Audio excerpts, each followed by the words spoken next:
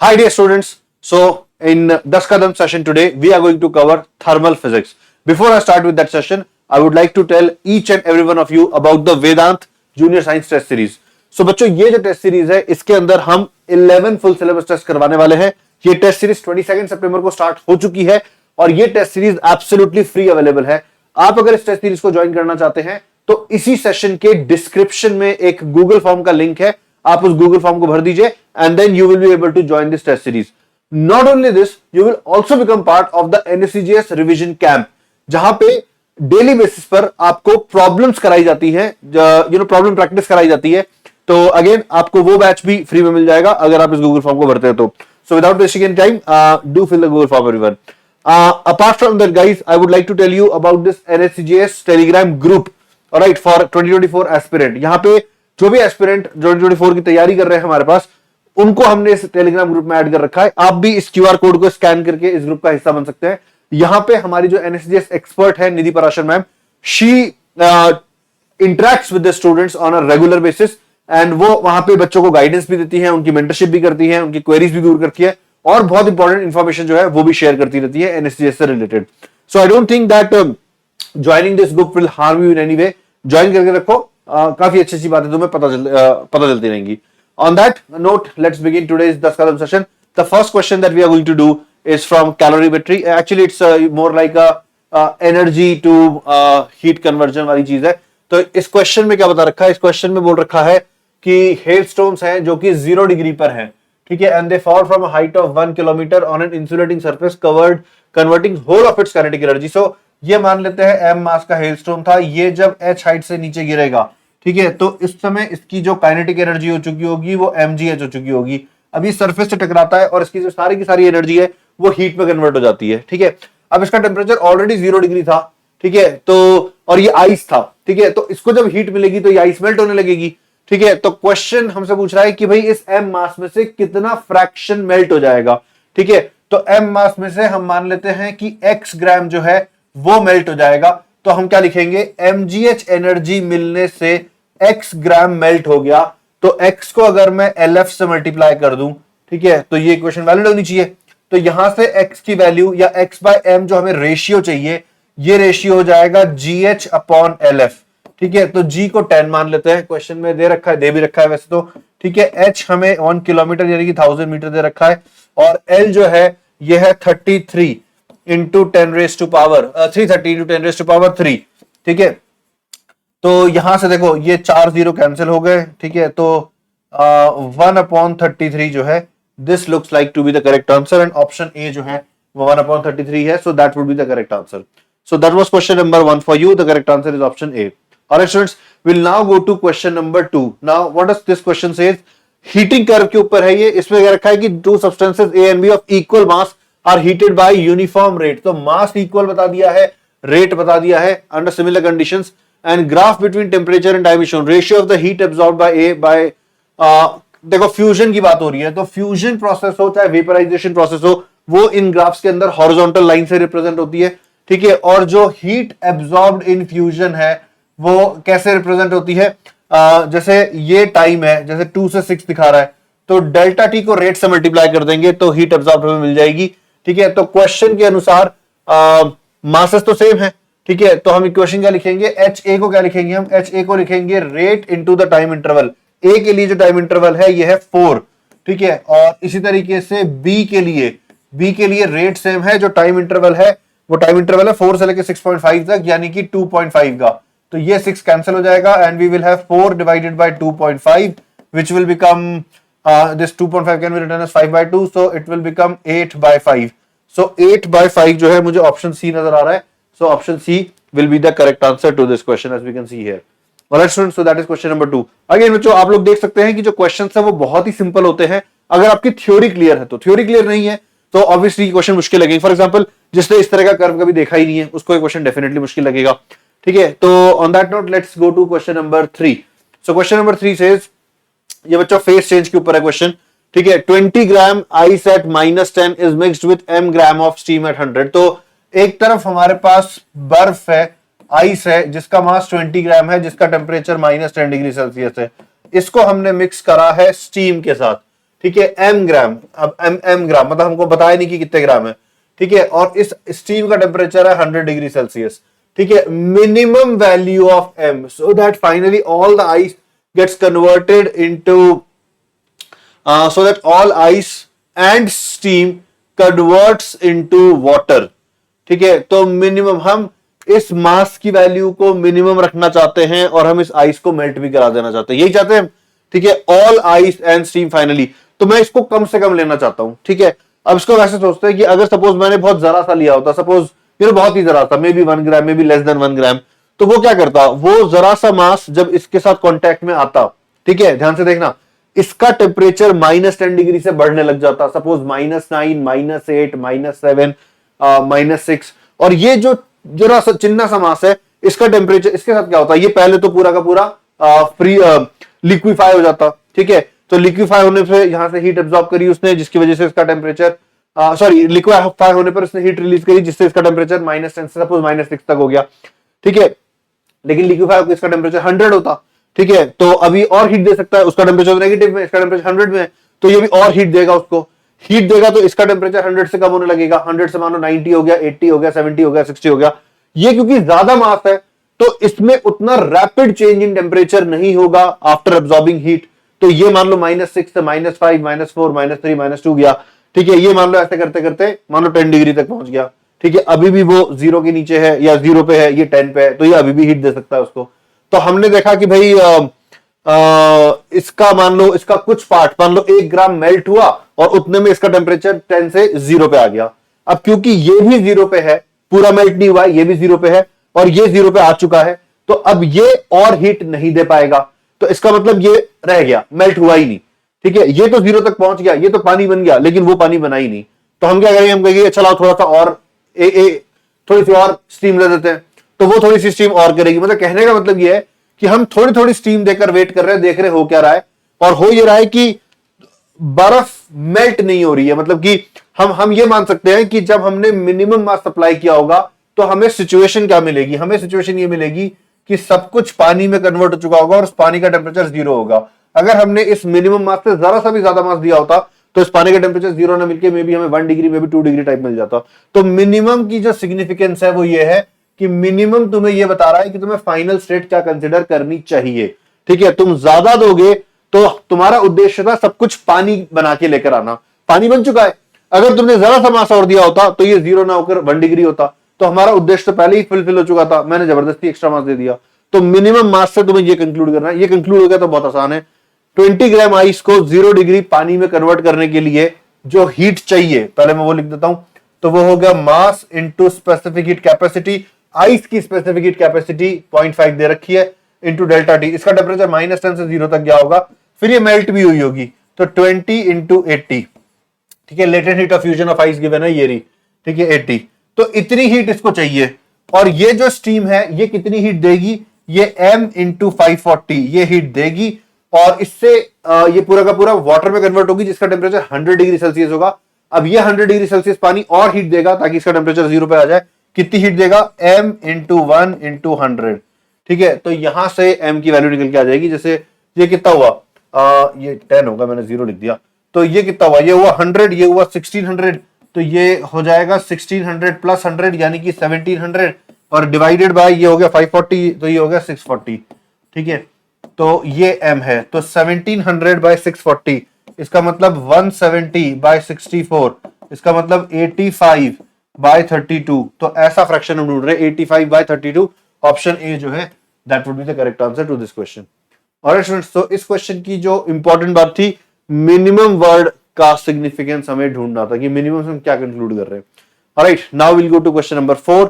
So in question number 4 temperature scales के ऊपर एक क्वेश्चन दे रखा है। बच्चों, टेम्परेचर स्केल से डील करना मैंने अपने एक्सेलरेटर सीरीज के अंदर बताया था तुम्हें।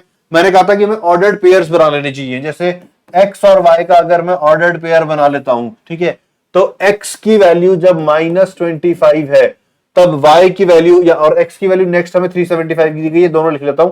करस्पॉन्डिंग y की जो वैल्यू है ये है -70 और -30, ठीक है। फिर हमसे पूछा है कि y अगर 50 डिग्री सेल्सियस है तो x कितना होगा ये बताओ, ठीक है। तो ये तीनों ही पॉइंट, जैसे ये एक ऑर्डर्ड पेयर मान लेते हैं, ये एक ऑर्डर्ड पेयर मान लेते हैं, ये एक ऑर्डर्ड पेयर मान लेते हैं, ये तीनों पॉइंट एक स्ट्रेट लाइन पे लाई करने चाहिए।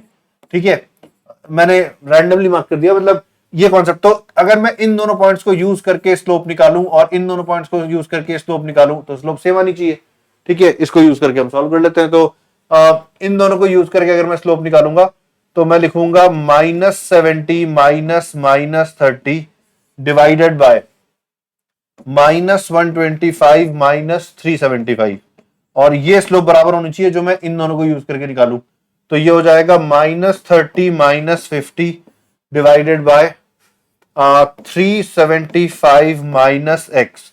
तो ये कितना हो जाएगा, ये माइनस, मतलब जैसे नेक्स्ट पेज पे कर लेते हैं, तो ये बन जाएगा 70 और 30, 70 -40, ये बन जाएगा -40 डिवाइडेड बाय -500।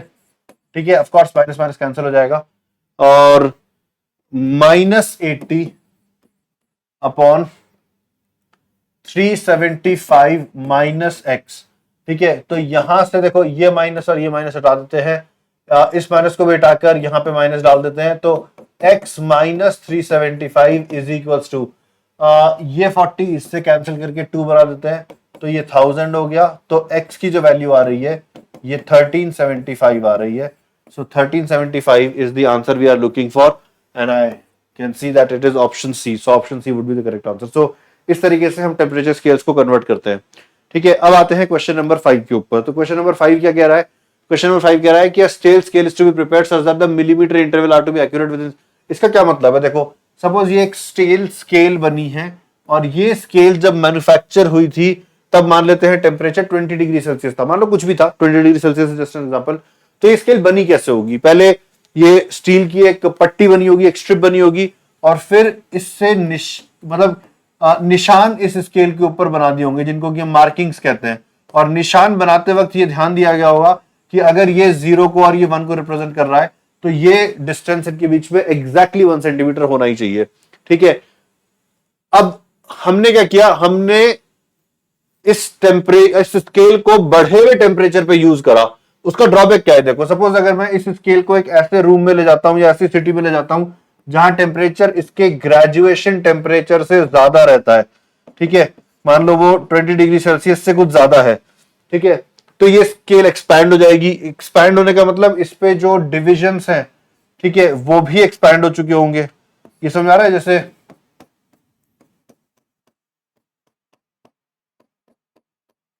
इस तरीके से, तो जो डिस्टेंस हमें 1 दिखना चाहिए वो एक्चुअली 1 से ज्यादा है। मतलब हमें तो ये 1 ही दिख रहा है, हम क्यों इस बात को डाउट करेंगे? हमको दिखेगा यहाँ पे 0, यहाँ पे 1, हम इसको 1 मानेंगे, लेकिन ये एक्चुअली 1 से ज्यादा हो चुका है। ठीक है, तो क्वेश्चन यही बोल रहा है कि भाई हम जो एरर चाहते हैं, मतलब कि 6 × 10⁵ मिलीमीटर से ज्यादा का एरर नहीं चाहते हैं। ठीक है, कि millimetre intervals are to be accurate, मतलब 1 मिलीमीटर जो है उसमें 6 × 10⁻⁻5 मिलीमीटर से ज्यादा का वेरिएशन नहीं होना चाहिए। इन अदर वर्ड्स, कि अगर मैं डेल्टा एल को 6 × 10⁻⁻6-5 mm ले लूं तो एल मुझे 1 मीटर लेना है, मतलब कि 1 मीटर की लेंथ में इससे ज्यादा का वेरिएशन नहीं होना चाहिए। ठीक है, तो इसके लिए क्वेश्चन हमसे पूछ रहा है कि भाई कैलिब्रेशन टेम्परेचर बता दो, है maximum temperature variation from the, हाँ, तो डेल्टा टी पूछ रहा है अल्फा में क्वेश्चन में गिवन है। ठीक है, बहुत आसान है। डेल्टा एल को हम क्या लिखते हैं? Delta L is L alpha delta T. ठीक है, तो डेल्टा टी अगर हमें निकालना है तो delta L by L into alpha, ये हो जाएगा। डेल्टा एल कितना है? दिस इज 6 × 10⁻⁻5 मिलीमीटर, नीचे 1 मिलीमीटर, तो मिलीमीटर मिलीमीटर कैंसिल हो जाएगा।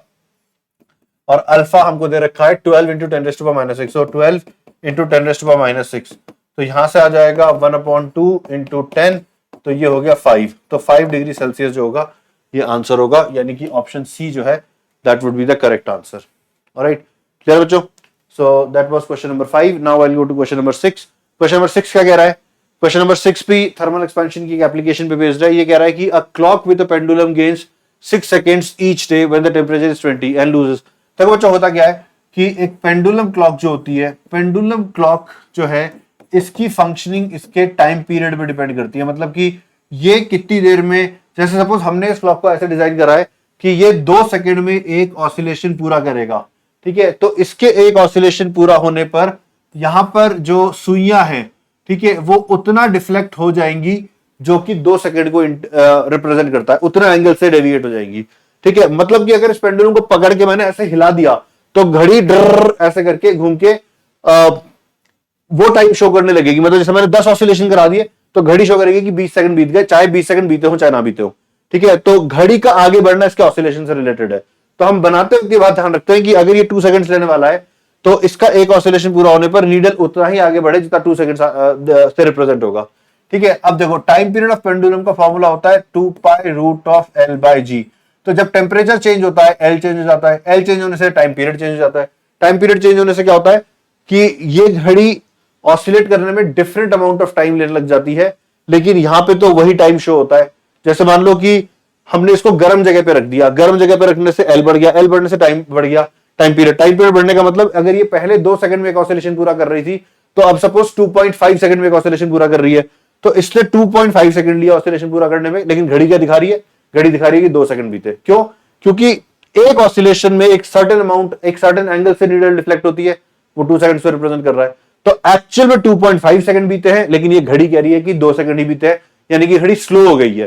ठीक है, तो हायर टेम्परेचर पर रखने से स्लो हो जाएगी, लोअर टेम्परेचर पर रखने से फास्ट हो जाती है। ठीक है, तो ये जो एक नंबर होता है alpha delta T by 2, this indicates time lost, ठीक है, और gained per unit time, time lost और गेन्ड पर यूनिट टाइम। ठीक है, जैसे क्वेश्चन की लैंग्वेज देखो, it gains 6 second each day, तो 6 second is the time gained. ठीक है, एंड हर एक दिन में, ठीक है, तो टाइम लॉस्ट पे मैं 6 सेकेंड लिखूंगा और कितने दिन में ये लॉस होता है या कितने दिन में ये गेन होता है, 1 डे के अंदर। ठीक है, अरे तो घड़ी टाइम गेन कर रही है यानी कि फास्ट हो गई है। फास्ट कब होती है? जब टेम्परेचर कम हो जाए, जब ग्रेजुएशन टेम्परेचर से कम टेम्परेचर पर रखा हो हमने। तो हम पहले ये लिखेंगे कि अल्फा इंटू 20 डिग्री, जो कि ग्रेजुएशन टेम्परेचर से कम होना चाहिए। तो graduation temperature -20 by 2 is equals to 6 upon 1 day का मतलब हुआ 24 hours into 60 minutes into 60 seconds. So this is one equation. The other equation would be question में बता रखा है कि it gains and loses 6 second. Lose कब करेगी? जब हमने हायर टेम्परेचर पे लगा दिया हो।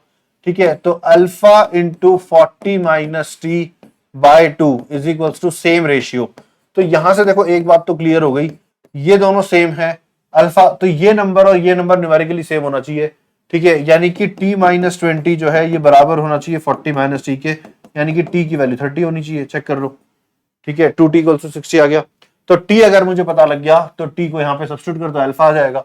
तो अल्फा की वैल्यू कितनी बनेगी? अल्फा बनेगा 6 डिवाइडेड बाय 24 इंटू 60 इंटू 60, ठीक है, इंटू 2 इंटू 1 बाय 10, 30 माइनस 20 10। तो ये कैलकुलेशन हम पूरा करेंगे, इससे हमको आंसर मिल जाएगा।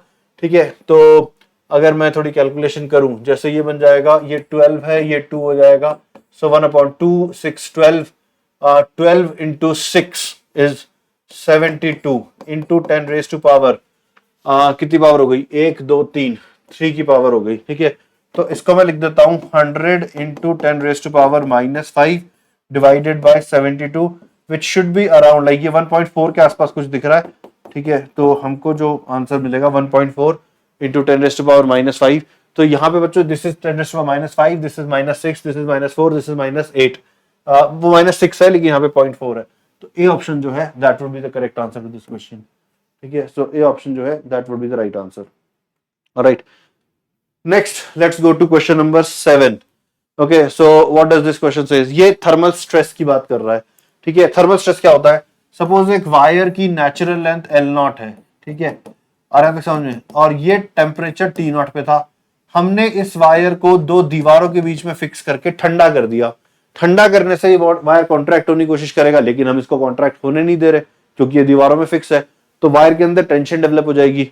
ठीक है, टेंशन डेवलप होगी तो स्ट्रेस डेवलप हो जाएगा।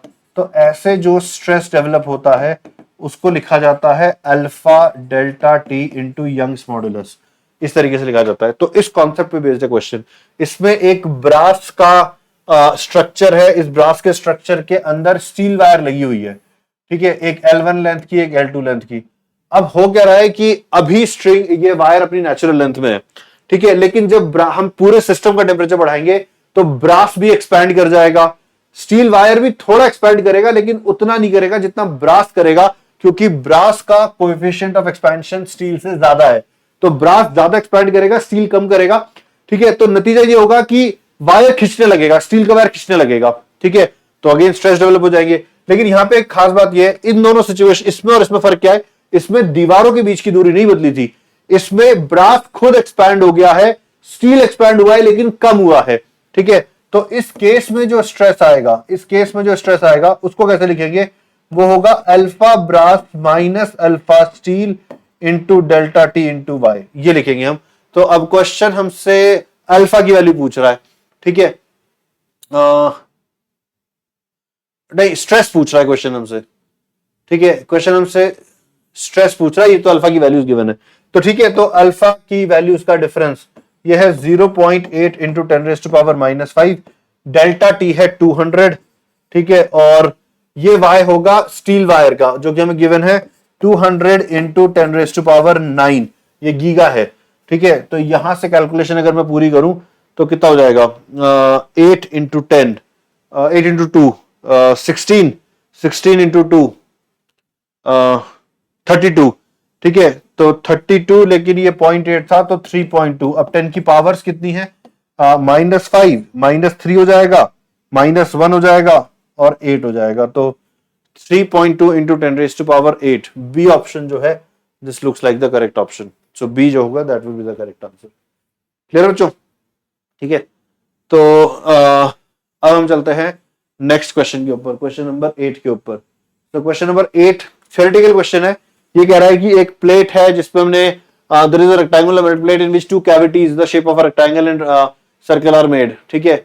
अब हमने टेम्परेचर बढ़ा दिया तो इनमें से क्या क्या बढ़ेगा, तो बच्चों देखो किसी मेटल के ऑब्जेक्ट को अगर हम कंस्ट्रेन नहीं कर रहे, मतलब उसको रोक नहीं रहे किसी भी डायरेक्शन में एक्सपैंड होने से, तो ऐसे ऑब्जेक्ट को जब यूनिफॉर्मली हीट करते हैं तो उसमें हर जगह एक्सपेंशन होता है, मतलब कि हमको जो रिजल्टिंग फिगर मिलता है वो एक फोटोग्राफिक एनलार्जमेंट होता है, मतलब जैसे किसी फोटो को जूम करके देख लिया हो, तो ऐसे में क्या होता है, जूम करने से सब कुछ ही बड़ा हो जाएगा, जैसे ये एरिया, ये डिस्टेंस, ये रेडियस, सब कुछ बड़ा हो मिलेगा। तो क्वेश्चन पूछ रहा है कि which of the following quantity increases, pi r square बढ़ जाएगा, आर बढ़ जाएगा, ए बी बढ़ जाएगा, बी सब बढ़ जाएगा, सब everything will increase, so ABCD will be the right answer of this one. Okay, next will go to question number 9। Question number 9 says again, ये बेस्ड है एनॉमलस एक्सपेंशन ऑफ वाटर पर, ठीक है, ये एनॉमलस एक्सपेंशन, इसका क्या मतलब होता है, इसका ये मतलब है कि वाटर की डेंसिटी जो होती है वो 4 डिग्री सेल्सियस पे मैक्सिमम होती है, ये एक थ्योरेटिकल पॉइंट है, आई होप आप लोगों को पता हो, ठीक है। तो अगर मान लो मैंने एक कंटेनर में वाटर को भरा है 4 डिग्री सेल्सियस पे, ठीक है, और दूसरे में भी 4 डिग्री सेल्सियस पे, ठीक है, तो अब क्या होगा, अगर मैं ए को हीट करूंगा तब भी डेंसिटी कम होगी यानी कि वॉल्यूम बढ़ेगा, और अगर मैं इसको कूल करूंगा तब भी डेंसिटी कम होगी यानी कि वॉल्यूम दोनों केस में बढ़ेगा, तो दोनों ही केस में लेवल जो है वो बढ़ेगा, so water level in A must rise, water level, ठीक है। तो इसके लिए क्या बात रिस्पॉन्सिबल है, मतलब इस आंसर के लिए what is the fundamental reason that the density of water is highest at 4 degree Celsius, ठीक है, so that is the fundamental reason for this question. So इस क्वेश्चन का जो करेक्ट आंसर होगा that was option A and B, या alright, and that brings us to the last question of this session. Let's have a look at this question, everyone. So ये question कह रहा है कि coefficient of apparent expansion, so coefficient of apparent expansion of a liquid जो होता है ये होता है gamma liquid minus gamma solid, ठीक है। तो इस फर्स्ट केस में गामा सॉलिड को हम 3α1 लिख देंगे, सेकेंड केस में हम गामा सॉलिड को 3α2 लिख देंगे। क्वेश्चन हमसे α2 की वैल्यू पूछ रहा है, तो गामा एल को उठा के यहाँ पे सब्सटीट्यूट कर दो, यानी कि गामा 2 को हम लिख सकते हैं गामा 1 प्लस 3α1 माइनस 3α2, और यहां से अब α2 देखो क्या आ जाएगा, ये हो जाएगा gamma 1 minus gamma 2 plus 3α1 divided by 3, and that would be the answer to this question. So ये ऑप्शन डी में प्रेजेंट है, so option D would be the correct one. Alright students, so that brings us to the close of today's session, guys. I hope you enjoyed all the 10 questions that I brought. Try these questions out, guys. अगर NSCGS में question आएंगे तो there are good chances कि वो इनसे मिलते जुलते ही आएंगे। Alright, I'll see you in next session of the Skadam very soon. Till then, take care everyone. Bye bye.